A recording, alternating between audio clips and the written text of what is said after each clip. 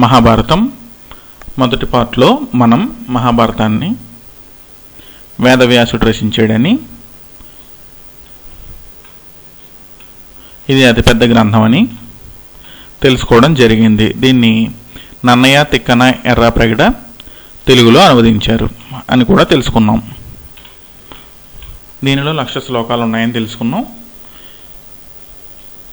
మహాభారతాన్ని శతసహస్ర సంహిత అని కూడా అంటారని తెలుసుకున్నాం. వీటిలో ఉన్న భాగాలని పర్వాలు అంటారని తెలుసుకున్నాం.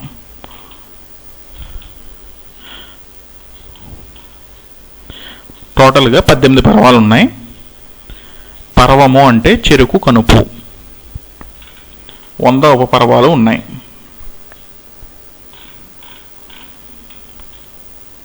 మొదటి పర్వం ఆది పర్వం గురించి ఈ వీడియోలో చర్చిద్దాం. ఈ మహాభారతం కాన్సెప్ట్ని పక్కన పెడితే ఎండోమెంట్ ఆఫీసర్స్ గ్రేడ్ 3 ఈ ఎగ్జామ్లో మహాభారతం నుంచి ఎక్కువ ప్రశ్నలు అడగడానికి స్కోప్ ఉన్న పర్వం ఆది పర్వం. ఎందుకంటే ఇది ఎగ్జామ్ పాయింట్ ఆఫ్ వ్యూలో చాలా పెద్దది. సేమ్ టైం దీనిలో చాలా క్యారెక్టర్స్ వస్తాయి, చాలా ప్లేసెస్ కూడా మనం తెలుసుకోవడం జరుగుతుంది. అసలు ఆ మహాభారతంలో ఉన్న ప్రతి క్యారెక్టర్ కూడా మ్యాక్సిమం మనకి తెలుస్తుంది. ఈ పర్వంలో వాళ్ళ పుట్టుకలు మొత్తం ఆ స్టోరీ అంతా కూడా మనం ఆది పర్వంలో తెలుసుకోవడం జరుగుతుంది. మహాభారతం ఆది పర్వం. వేదవ్యాసుడు తన వంశంలో జరిగిన యుద్ధం గురించి రాసిన గ్రంథమే మహాభారతం. అంటే వేదవ్యాసుడు తన తర్వాత తరాలు చేసినటువంటి యుద్ధం గురించి, అక్కడ జరిగిన పరిస్థితుల గురించి మహాభారతం అనే గ్రంథాన్ని రాయడం జరిగింది. అది ఎలాగో ఒకసారి చూద్దాం. దాశరాజు ఇతను ఎవరంటే చేపలు పట్టేటటువంటి జాలరులకు రాజు.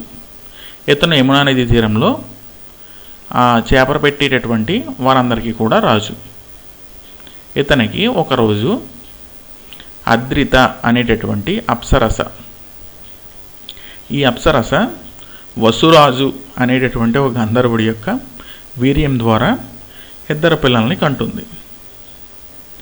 ఆ అద్రిత శాపం వల్ల చేప కింద మారిపోయి ఉంటుంది యమునా నదిలో. ఆ పర్టికులర్ టైంలో ఆ అద్రితకు వసురాజు యొక్క వీర్యం ద్వారా 2 పిల్లలు పుడతారు. వాళ్ళలో ఒకళ్ళు సత్యవతి, ఇంకొకళ్ళు మత్స్య దేశానికి రాజు అవుతారు. అతని పేరు కూడా మత్స్యరాజు. అతను సేమ్ టైం మత్స్య దేశానికి రాజు అవుతారు. సత్యవతి తనని పెంచినటువంటి తండ్రి దాశరాజు దగ్గర పెరుగుతూ ఉంటుంది. ఈ రకంగా ఒకసారి చూసినట్లయితే దాశరాజు అనేటటువంటి రాజుకి, చేపలు పట్టేటటువంటి జాలర్లకు చెందినటువంటి రాజు దాశరాజు, అతనికి వసురాజు అద్రిత యొక్క పిల్లలు దొరుకుతారు. వాళ్ళని ఇతను పెంచుతూ ఉంటాడు. అందులో ఒకళ్ళు మత్స్యరాజు, ఇంకొకళ్ళు సత్యవతి. మత్స్యరాజు మత్స్య దేశానికి రాజు అవుతారు.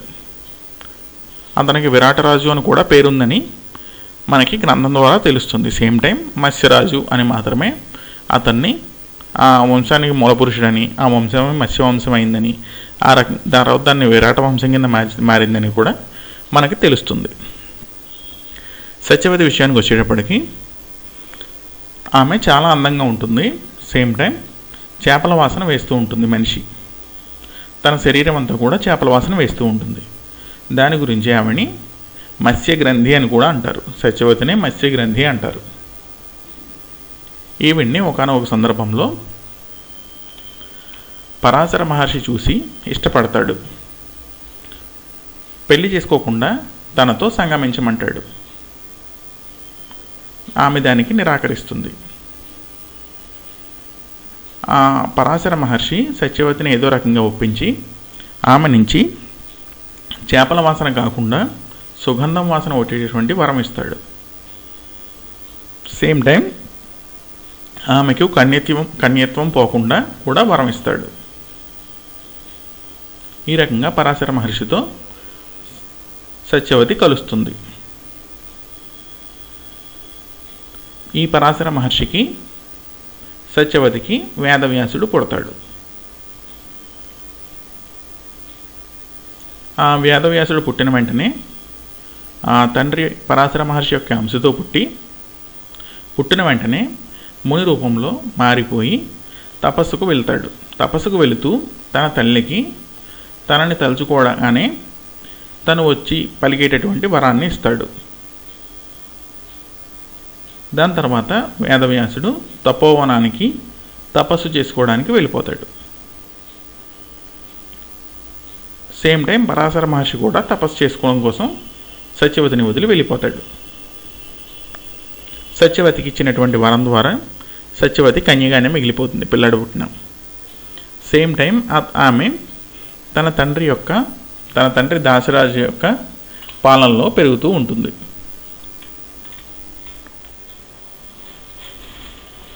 వాళ్ళు చేసేటటువంటి వృత్తి చేపలు పడుతూ అలా ఉంటూ ఉంటుంది. ఈ సత్యవతినే మత్స్యగ్రంథి అని అంటారు. సేమ్ టైం యోజన సుగంధి అని కూడా పిలుస్తారు. యోజనం దూరం పరాశర మహర్షితో కలవడానికి ముందర చేపల వాసన వేసేది. పరాశర మహర్షితో కలిసిన తర్వాత ఆయన ఇచ్చినటువంటి వరం వల్ల సుగంధం వాసన వెదజల్లుతూ ఉండేది యోజన దూరం. దానివల్ల ఈమెను యోజన సుగంధి అని కూడా పిలుస్తారు. పరాశర మహర్షి సత్యవతిని మోహిస్తాడు. అతను వశిష్ఠుడి మనవడు. వీళ్ళిద్దరికీ పుట్టినటువంటి పిల్లవాడే వేదవ్యాసుడు. వేదవ్యాసుడు అసలు పేరు కృష్ణద్వైపాయనుడు, ఇంకొక పేరు పరాశరాత్మజుడు అంటే పరాశరుడి కొడుకు అంటే అర్థం అంతే. వేదాలను విడగొట్టడం వల్ల వేదవ్యాసుడు అనే పేరు వచ్చింది.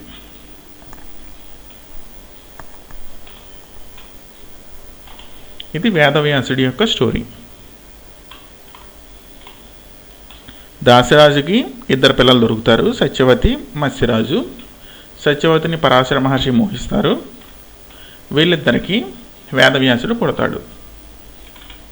నెక్స్ట్ ఇంకా పురువంశ సామ్రాజ్యం గురించి చూద్దాం. పురువంశానికి రాజు ప్రతీపుడు. ప్రతీపుడు యొక్క కొడుకు శంతనుడు. ఈ శంతనుడి నుంచి మనకి మొత్తం స్టోరీ అంతా కూడా వస్తుంది. శంతనుడు గంగానదీ తీరంలో ఒక అందమైన యువతిని చూసి తనను పెళ్లి చేసుకోమని కోరతాడు. దానికి ఆ యువతి పెళ్ళికి ఒప్పుకుంటుంది, కానీ కొన్ని కండిషన్స్ పెడుతుంది. అవేంటంటే తను ఏ పని చేసినా, పెళ్ళైన తర్వాత తను ఏ పని చేసినా ఆ పని ఎందుకు చేసావు అని ఆపకూడదు, ఎందుకు చేసావు అని అడగకూడదు, ఆ పని చేయొద్దు అని చెప్పి ఆపకూడదు. అదొకటే కండిషన్ పెడుతుంది. వీళ్ళిద్దరికీ వరుసగా శంతనుడికి ఆ యువత ఎవరంటే గంగాదేవి. కానీ గంగాదేవి అని శంతనుడికి తెలియదు. శంతనుడికి గంగాదేవికి 7 పిల్లలు పుట్టి చనిపోతారు. వాళ్ళని గంగాదేవి తన యొక్క నదిలో పాడేస్తుంది, తనలో కలిపేసుకుంటుంది. ఆ 7 పిల్లలు చనిపోతారు. తర్వాత 8వ పిల్లాడు పుడతాడు.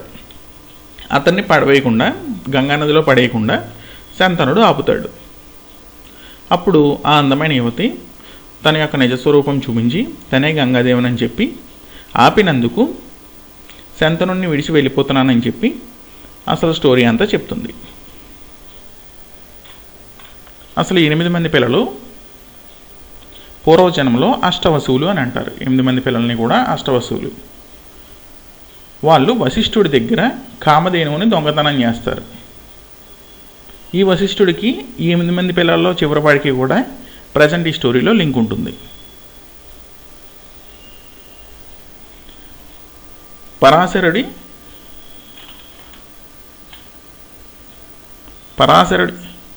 వశిష్ఠుడు పరాశర మహర్షి యొక్క మనవడు. వాళ్ళ మునిమనవలే ఈ పిల్లల ఆది తర్వాత మనం చూద్దాం.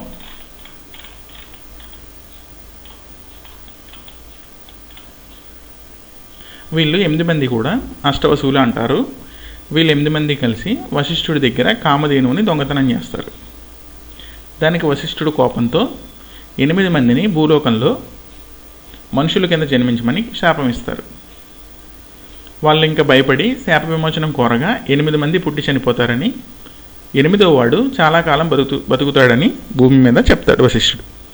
దానికి కారణం ఏంటంటే ఆ 8వ వాడే మెయిన్గా కామధేనువును దొంగతనం చేయడంలో కీలక పాత్ర వహిస్తాడు.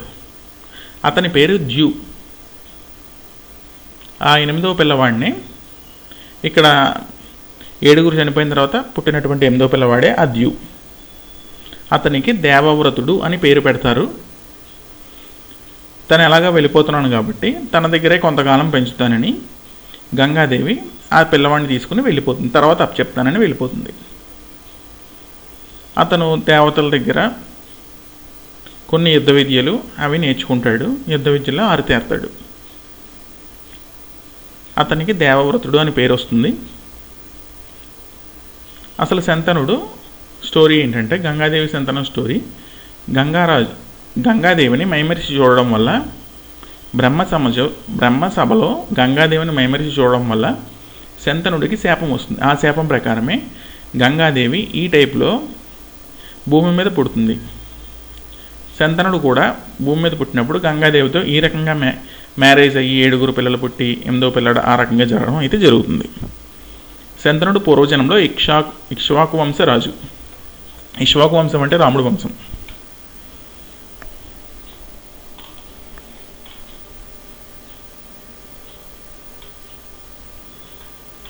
కొంతకాలం తర్వాత ఆ దేవవ్రతుడు శంతనుడికి గంగానది యొక్క ఇసుకలో ఆడుతూ కనిపిస్తాడు.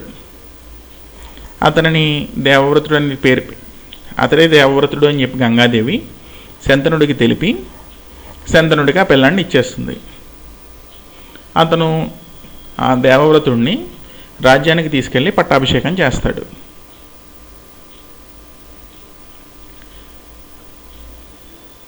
రాజు శంతనుడు, యువరాజు దేవవ్రతుడు. ఈ రకంగా జరుగుతూ ఉంటుంది. సింపుల్గా ఈ స్టోరీ ఒకసారి మళ్ళీ చూసినట్లయితే శంతనుడికి గంగాదేవికి 8 మంది పిల్లలు పుడతారు. దానిలో 7 చనిపోతారు. 8వ అతను బతుకుతాడు. అతని పేరు దేవవ్రతుడు. అతన్ని గంగాదేవి తన వద్ద కొంతకాలం పెంచి శంతనుడికి అప్పచెప్తుంది. అతనికి రాజ్య పట్టాభిషేకం చేస్తాడు. శంతనుడు రాజు, దేవవ్రతుడు యువరాజు. ఇది ఒక స్టోరీ. దీని తర్వాత శంతనుడు గంగా తీరం నుంచి కాకుండా ఈసారి యమునా నది తీరం దగ్గరికి వెళ్తాడు. యమునా నది తీరంలో ఆ సుగంధం వాసన వేసేటటువంటి సత్యవతిని చూస్తాడు. ఆ సత్యవతిని వెళ్ళి పెళ్లి చేసుకుంటానని అడుగుతాడు. దానికి సత్యవతి యొక్క తండ్రి దాశరాజు ఒప్పుకోడు. కానీ కొన్ని షరతులు పెట్టి ఈ షరతులకి శంతనుడు ఒప్పుకుంటేనే సత్యవతినిచ్చి పెళ్లి చేస్తానంటాడు. ఆ షరతులు రాజ్యం, రాజ్యాధికారం సత్యవతి యొక్క బిడ్డలది మాత్రమే అనేది ఒక షరతు. అంటే దేవవ్రతుడికి రాజ్యం అనేది ఇవ్వడానికి లేదు, దేవవ్రతుడిని రాజుని చేయడానికి లేదు. అది మెయిన్గా కండిషన్. దానికి శంతనుడు ఒప్పుకోడు. సేమ్ టైం తన రాజ్యానికి వెళ్ళి బాధపడుతూ ఉంటాడు. ఈ విషయం తెలుసుకుని దేవవ్రతుడు దాశరాజు దగ్గరికి వెళ్ళి తనకు రాజ్యం వద్దని తన తండ్రికి పెళ్లి చేయమని అడుగుతాడు. వెంటనే దాశరాజు, నువ్వు రాజ్యం వదిలేసావు, ఓకే, నీ పిల్లల పరిస్థితి ఏమిటి అని చెప్పి అడుగుతారు. అప్పుడు తండ్రి కోసం తాను బ్రహ్మచర్య దీక్ష తీసుకుంటానని భీషణ ప్రతిజ్ఞ చేస్తాడు. ఆ భీషణ ప్రతిజ్ఞ చేయడం వల్లే అతనికి భీష్ముడు అని పేరు వస్తుంది. భీషణ ప్రతిజ్ఞ అనగా చాలా గొప్పదైన కఠినమైన ప్రతిజ్ఞ అని అర్థం.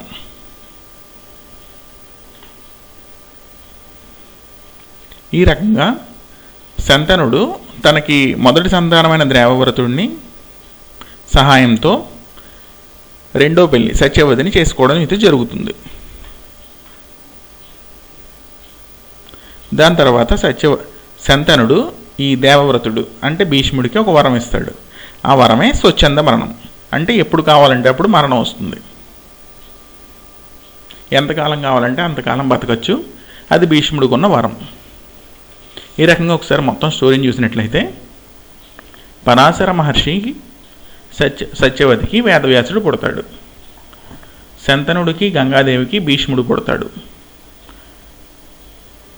తర్వాత శంతనుడికి సత్యవతికి చిత్రాంగదుడు విచిత్రవీర్యుడు అనేవాళ్ళు పుడతారు. అంటే శంతనుడికి చిత్రాంగదుడు విచిత్రవీర్యుడు భీష్ముడు అనే 3 పిల్లలు. సత్యవతికి వేదవ్యాసుడు ఒక పిల్లవాడు, మొదటి పిల్లవాడు.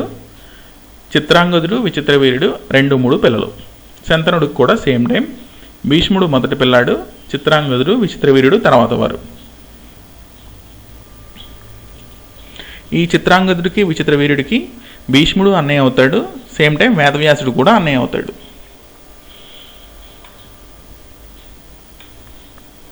ఇంకా రాజ్యాధికారం చిత్రాంగదుడిది విచిత్రవీర్యుడిది. భీష్ముడు ప్రతిజ్ఞ చేయడం వల్ల చిత్రాంగదుడిని రాజుగా చేస్తారు. చిత్రాంగదుడు చాలా పొగరుతో ఉంటాడు. ఒక గంధర్వీయుడితో యుద్ధంలో మరణిస్తాడు. ఆ గంధర్వీయుడి పేరు కూడా చిత్రాంగదుడే. చిత్రాంగదుడు అనేటటువంటి గంధర్వుడితో పోరాడి యుద్ధం చేసి మరణిస్తాడు. నెక్స్ట్ ఇంకా విచిత్రవీర్యుడు. ఆ పేరు ఎలా వస్తుందంటే విచిత్రమైన వీర్యం గలవాడు అని అర్థం. అతనికి మగవారంటే ఇష్టమని కొన్ని గ్రంథాల్లో అయితే ఉంది. మూల గ్రంథంలో కూడా ఆ విషయం అయితే చర్చించబడింది. దానివల్లే విచిత్రమైన వీర్యం గలవాడు అని వస్తుంది. స్వతహాగా అతనికి అలవాట్ల వల్ల అతను ఎక్కువ కాలం అయితే బతకడు. చిత్రాంగదుడు చనిపోయిన తర్వాత విచిత్రవీర్యుడిని రాజుని చేస్తారు. అతనికి రకరకాల అలవాట్లు ఉంటాయి. సేమ్ టైం విచిత్రమైన వీర్యం గలవాడు విచిత్రవీర్యుడు. విపరీతమైన దురలవాట్లు ఉంటాయి. భీష్ముడు తన తమ్ముడు విచిత్రవీర్యుడికి పెళ్లి చేద్దామని కాశీరాజుతో యుద్ధం చేస్తాడు. కాశీరాజుతో యుద్ధం చేసి కాశీరాజు యొక్క ముగ్గురు కుమార్తెల్ని అపహరించి తీసుకువస్తాడు. భీష్ముడు విచిత్రవీర్యుడికి పెళ్లి చేయడం కోసం కాశీరాజుతో యుద్ధం చేసి ఆ యుద్ధంలో కాశీరాజు యొక్క కూతురుని అపహరించుకుని తీసుకువస్తాడు. వాళ్ళు అంబిక, అంబాలిక. వీళ్ళు పెద్ద కుమార్తె అంబ. ఈమె సాల్వరాజుని ప్రేమిస్తుంది. ఈ విషయం భీష్ముడికి చెప్తే సాల్వరాజు దగ్గరికి పంపిస్తాడు. సాల్వరాజు ఎవరో అపహరించిన స్త్రీని నేను పెళ్లి చేసుకోను అంటాడు. విచిత్రవీర్యుడు ఎవరో ప్రేమించిన కన్యను తాను పెళ్లి చేసుకోను అంటాడు. ఇంకా చివరికి అంబ భీష్ముడి దగ్గరికి వచ్చి నన్ను పెళ్లి చేసుకొని అడుగుతుంది. భీష్ముడు దానికి తన యొక్క గతమంతా వివరించి పెళ్లి చేసుకోను అని చెప్తాడు. వెంటనే అంబ జీవితం మీద విరక్తితో శివుడి గురించి తపస్సు చేసి భీష్ముడి చావుని వరంగా అడుగుతుంది. స్వచ్ఛంద మరణం ఉండడం వల్ల శివుడు ఆ వరాన్ని ఇవ్వలేడు. తర్వాత వెంటనే భీష్ముడి చావులో పాలు పంచుకునేటటువంటి వరం అడుగుతుంది. ఫ్యూచర్లో తర్వాత సెకండ్ కింద పుడుతుంది.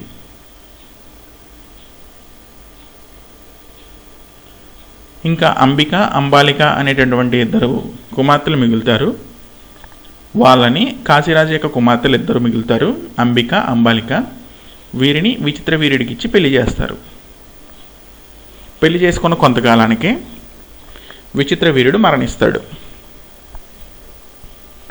అప్పుడు సత్యవతి అంటే విచిత్రవీర్యుడు మత్స్యగ్రంథి అని పిలుస్తారు కదా, విచిత్రవీర్యుడు చిత్రాంగదుడి యొక్క తల్లి సత్యవతి భీష్ముడికి పిన్ని అవుతుంది. పిన్ని వరుస. భీష్ముడిని పెళ్లి చేసుకోమంటుంది. ఇచ్చిన మాట ప్రకారం తను పెళ్లి చేసుకోను అని చెప్తాడు.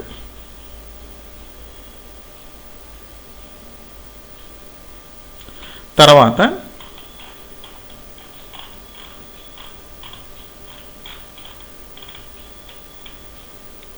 పరాశర మహర్షికి సత్యవతికి పుట్టినటువంటి వేదవ్యాసుడు సత్యవతి యొక్క కుమారులు చిత్రాంగదుడు విచిత్రవీర్యుడికి అన్న వరుస అవడం వల్ల వేదవ్యాసుడిని పిలుస్తారు.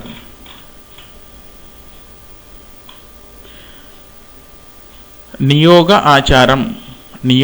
ఆచారం అనే పద్ధతి ద్వారా వేదవ్యాసుడు అంబిక, అంబాలికతో పిల్లల్ని కంటాడు. అప్పట్లో ఈ రకంగా వచ్చినప్పుడు నియోగ ఆచారం అనేటటువంటి పద్ధతి ద్వారా వంశం నిర్వీర్యం అవ్వకుండా ఉండడం కోసం పిల్లల్ని కనేవారు. ఆ ఆచారం పేరే నియోగ ఆచారం. వేదవ్యాసుడు అంబికతో కలిసినప్పుడు అంబిక భయంతో కళ్ళు మూసుకుంటుంది వేదవ్యాసుడిని చూసి. వెంటనే అంధుడైన ధృతరాష్ట్రుడు జన్మిస్తాడు. ఈసారి అంబాలికను వేదవ్యాసుడిని కలపడానికి ట్రై చేసినప్పుడు అంబాలిక భయంతో తెల్లబోయి ముఖం పాలిపోతుంది. అంటే ఫేస్ అంతా పూర్తి వైట్గా అయిపోయి ముఖం పాలిపోయినట్లుగా అయిపోతుంది. దానివల్ల ఆ రోగ లక్షణాలు ఉన్నటువంటి పాండురాజు పుడతాడు. అతనికి పాండు రోగం ఉంటుంది. స్కిన్ అంతా తెల్లగా అయిపోయి ఉంటుంది. దాన్ని పాండు రోగం అంటారు. తర్వాత మళ్ళీ అంబికను పంపుదామని ట్రై చేస్తే వేదవ్యాసుడి దగ్గరికి అంబిక భయంతో అంబిక యొక్క దాసిని పంపుతుంది, అంబికలాగా ముస్తాబు చేసి. ఆ రకంగా అంబికకు వేదవ్యాసుడికి విదురుడు పుడతాడు. విదురుడు అసలు ఎవరంటే యమధర్మరాజే విదురుడు. యమధర్మరాజు యొక్క అంశ విదురుడు. ఈ రకంగా ఒకసారి చూసినట్లయితే శంతనుడు సత్యవతికి చిత్రాంగదుడు విచిత్రవీర్యుడు పుడతారు. చిత్రాంగదుడు పొగరుతో గంధర్వులతో యుద్ధం చేసి మరణిస్తాడు. విచిత్రవీర్యుడికి భీష్ముడు 3 రాకుమార్తెలను తీసుకొస్తాడు. అంబ, అంబిక, అంబాలిక. అంబ సాలవరాజును ప్రేమించడం వల్ల భీష్ముడు సాలవరాజు దగ్గరికి పంపిస్తాడు. సాలవరాజు పెళ్లికి ఒప్పుకోడు. ఎవరో ప్రేమించిన స్త్రీని నేను పెళ్లి చేసుకోవాలని విచిత్రవీర్యుడు కూడా ఒప్పుకోడు. దాని తర్వాత అంబ భీష్ముడిని పెళ్లి చేసుకోమంటుంది. భీష్ముడు పెళ్లి చేసుకోడు. తపస్సు చేసి తర్వాత జన్మలో శిఖండి కింద జన్మిస్తుంది. విచిత్రవీర్యుడికి అంబిక, అంబాలికతో పెళ్లి చేస్తారు. పెళ్ళైన కొంతకాలానికి విచిత్రవీర్యుడు మరణిస్తాడు. విచిత్రవీర్యుడు మరణించిన తర్వాత వంశం నాశనం అవ్వకుండా ఉండడం కోసం వేదవ్యాసుడిని పిలుస్తారు. వేదవ్యాసుడు వరుసకి విచిత్రవీర్యుడికి, చిత్రాంగదుడికి అన్న అవుతారు. నియోగ ఆచారం అనే పద్ధతి ద్వారా వేదవ్యాసుడు అంబిక, అంబిక యొక్క దాసితో మరియు అంబిక యొక్క దాసితో పిల్లల్ని అయితే కంటాడు. వాళ్ళు ధృతరాష్ట్రుడు, పాండురాజు, విదురుడు. ధృతరాష్ట్రుడు, పాండురాజు రాజులు అవుతారు. విదురుడు వాళ్ళకి సేవకుడు కింద మిగిలిపోతాడు. కారణం అతను దాసి యొక్క కొడుకు, అంబిక దాసి యొక్క కొడుకు. యమధర్మరాజు శాపం. మాండవ్య మహాముని ఒకసారి యమధర్మరాజు దగ్గరికి వెళ్ళి తనను రాజు ఎందుకు బంధించాడు అని అడిగినప్పుడు, నీవు చిన్నతనంలో చేసినటువంటి తప్పులకి నిన్ను ఇప్పుడు ఈ రకంగా శిక్ష అనుభవించవలసి వచ్చింది అని అడిగితే, నీకు అసలు నీతి, న్యాయం, ధర్మం అనేది తెలియటం లేదు, వాటిని మనిషి రూపంలో జన్మించి తెలుసుకోమని శాపం ఇస్తాడు యమధర్మరాజుకి. మాండవ్య మహాముని యమధర్మరాజుకు శాపం ఇవ్వడం వల్ల ఈ రకంగా విదురుడు జన్మిస్తాడు. ఈ రకంగా మెయిన్గా ధృతరాష్ట్రుడికి కౌరవులు పుడతారు, పాండురాజుకి పాండవులు పుడతారు. అది మనం నెక్స్ట్ పార్ట్లో చర్చిద్దాం.